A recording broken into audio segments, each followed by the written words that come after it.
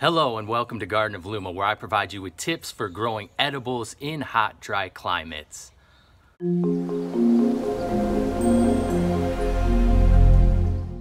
Hello everybody, Joe here with Garden of Luma.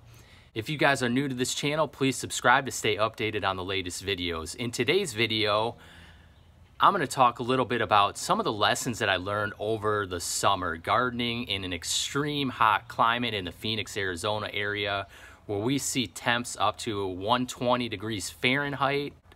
It's consistently over 100 degrees in the summer, typically around like 105 to 115 for long stretches. We're moving into mid-September, so things are starting to cool down. Thankfully, I see a lot more 90s in the forecast, so starting to come away from those triple digits. So I just want to go over a few of the things that I learned this summer to hopefully help you guys in your gardening adventure. So lesson one, birds have become a major problem in my yard. There you go. As you can see, those are not my teeth marks here on this guava. And this is what I've gotten a lot of on a lot of my fruit from the birds. Just start pecking at stuff and beating me to it. So things like organza bags can really help, or bird netting.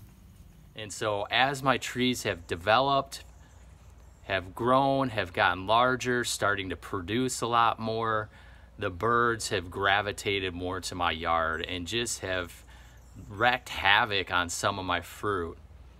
So things like peaches they love, figs, pomegranates. So right now I've been struggling with pomegranates. I've noticed several of my pomegranates have been decimated by birds. When the pomegranates are opened up, it attracts the leaf-footed bugs, which are a major problem in our area, so I have problems with that now. So I recently purchased organza bags to help protect some of those pomegranates so I don't lose my entire crop. But now I've noticed that I have to take measures against the birds because that's been a major issue for me this summer, and I'm sure it's been that way for a lot of you guys. Lesson two, automated is amazing, but don't get too complacent when you're automated. So this year, if you guys have followed some of my videos, was the first year that I fully went automated on irrigation. I set up an irrigation system for both my in-ground as well as my container fruit trees. Well, when problems arise with those irrigation systems, if they get clogged, if things don't turn on like they should, if something happens to one of the lines, well, then your fruit trees suffer for it. And I've seen that firsthand. And so you want to make sure, even though it's being automated, that you're still going out there regularly, checking up on your trees, making sure your system is working properly, and not get too lazy because you don't have to go out there and hand water everything. Some of the damage when these lines weren't operating one day, you can still see some burnt leaves that happened when it didn't get enough water. A lot of this was full leaves here. They all dropped off. These figs probably won't make it now because of that. But, I mean, you can see it's starting to push out new foliage, and overall it'll be fine. You just want to make sure that if you have automated systems for irrigating, that you're checking it frequently and not forgetting about your trees. Lesson three. As you know, for those of you guys growing in the Phoenix, Arizona area or extreme hot climates, our sun can be brutally intense. And a lot of our plants and trees don't want to be just out in full sun all day.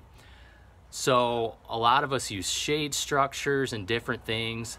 But microclimates are critical, and I've found that as trees get established, they can handle the sun and heat a lot better here.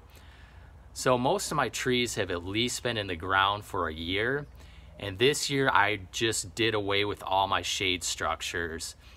And surprisingly, everything did quite well. I mean, I saw some issues here and there, some minor things going on.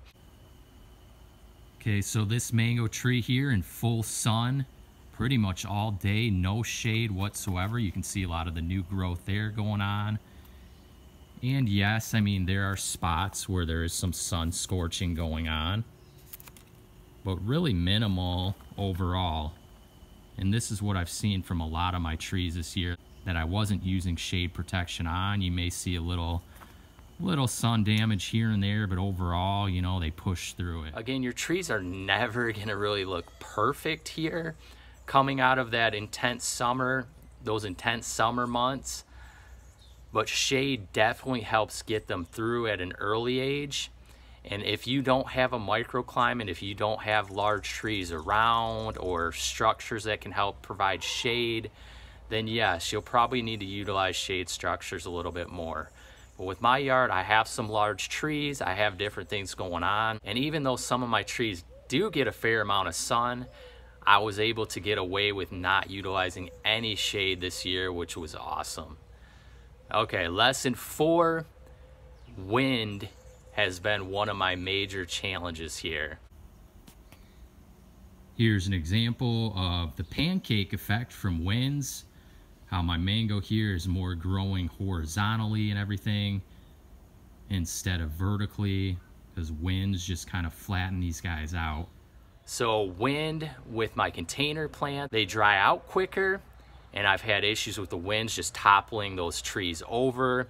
I'll wake up in the morning and I'll see half my trees just laying on the ground, so limbs snap. You know, it kind of just shifts the trees so they start leaning and aren't going as upright anymore. And I see some of my in-ground trees as well. When the winds come, it just kind of flattens them out and they lose that structure and things and have to do a lot more staking. So winds have become a big challenge for me. So I'm doing more staking and just different things to try to keep wind damage at a minimum here. We have those monsoons and then those hot, dry winds that are almost like a blow dryer blowing on your tree. Also need to make sure you're really keeping your trees hydrated during those times. So those are some of the main lessons that I learned this summer, and I hope you guys can learn from those experiences to get you through future hot summers that we encounter here in the Phoenix, Arizona, or any other hot climates that you may be residing in. All right, check me out at gardenofluma.com for more tips on gardening and growing fruit trees, especially in hot climates. Thanks for watching.